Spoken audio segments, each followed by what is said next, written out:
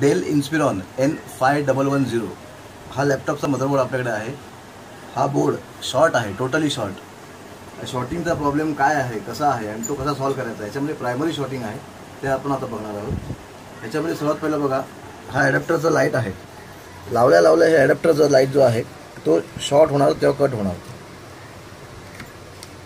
हे बघा, ॲडॅप्टरची लाईट जी आहे, ॲडॅप्टरची लाईट गेलेली आहे, तर हा लॅपटॉप तुमचा पूर्ण शॉर्ट आहे। ॲडॅप्टरची लाईट गेली, लॅपटॉप शॉर्ट आहे। याच्यात प्रायमरीमध्ये 19 वोल्टची शॉर्टिंग आहे, ती आपण आता शोधणार आहोत कशी आणि काय आहे। ठीक आहे, बस पॉज करू।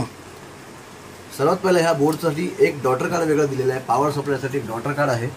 हे डॉटर कार्ड आपण शॉर्ट आहे का हे चेक करू शकतो। हे लावून आपण पहिलं बघूया डॉटर कार्ड शॉर्ट आहे का। ॲडॅप्टर लावलं, डॉटर कार्डमध्ये शॉर्टिंग काही नाही आहे, तर शॉर्टिंग आता बोर्डमध्ये आहे। आता बोर्डमध्ये काय शॉर्टिंग आहे ते आपण बघूया।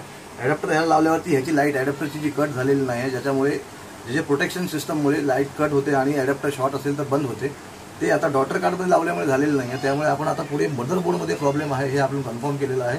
आता पुढे आपण मदरबोर्डचा प्रॉब्लेम सॉल्व्ह करणार आहोत। आता इथे फॉल्ट फाइंडिंग केली तेव्हा आम्हाला मदरबोर्डमध्ये एक कॅपॅसिटर छोटासा शॉर्ट मिळालेला आहे 19 वोल्टच्या लाईनमध्ये। हा एक PF आहे, हा PF शॉर्ट दाखवत आहे आणि तो कॉर्नरने थोडासा फुटलेला सुद्धा आहे। तर तो कॅपॅसिटर शॉर्ट कसा दाखवते ते तुम्ही बघा।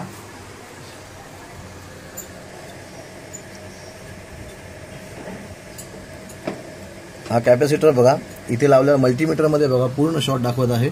मल्टीमीटरमध्ये जसं लावतो तसं तो कॅपॅसिटर पूर्ण शॉर्ट दाखवत आहे। हा एक सिंगल PF जो आहे या बोर्डमधला 19 वोल्टच्या लाईनमध्ये आहे। हा कॅपॅसिटर PF शॉर्ट आहे। आता ह्याला आपण रिप्लेस करणार आहोत।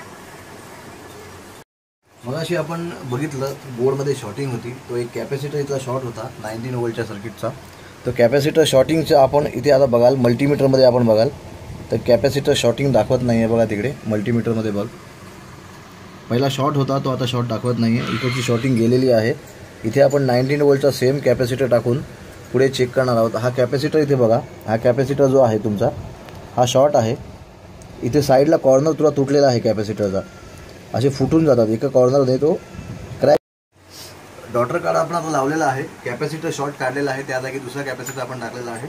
आता ॲडॅप्टर आपण लावून बघू की शॉर्टिंग गेली का, ह्याची लाईट परत कट होते आहे का, लाईट बॅक करून कट होते का, आपण ह्याला चेक करू शकतो।